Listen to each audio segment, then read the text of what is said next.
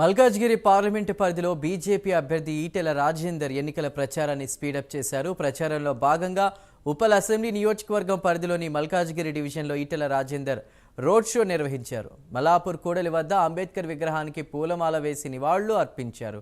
ఈ సందర్భంగా ఈటెల రాజేందర్ మాట్లాడుతూ ఎన్నికల్లో కాంగ్రెస్ బీఆర్ఎస్ డిపాజిట్లు గల్లంతవుతాయని జోస్యం చెప్పారు.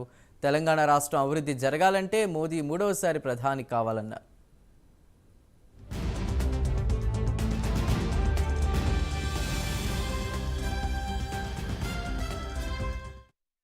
మోసపు మాటలు చెప్పి గద్దెనెక్కింది తప్ప రేవంత్ రెడ్డి గారి మీద ప్రేమతోటో కాంగ్రెస్ పార్టీ మీద ఉన్న నమ్మకంతో ఓట్లు వేయలేదు.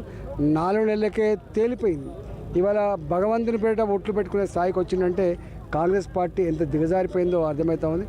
దేశవ్యాప్తంగా 200 సీట్లకు పైబడి పోటీ చేసిన పార్టీ దేశంలో రాహుల్ గాంధీ ప్రధానమంత్రి అయ్యే ప్రసక్తి లేదు. కాబట్టి కాంగ్రెస్ పార్టీకి ఓటేస్తే మోరిలేసినట్టే తప్ప దాంతో ప్రయోజనం లేదు. కాబట్టి తెలంగాణ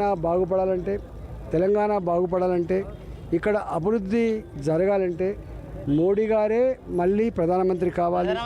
భారతీయ జనతా పార్టీ మాత్రమే అక్కడ అధికారం రావాలి.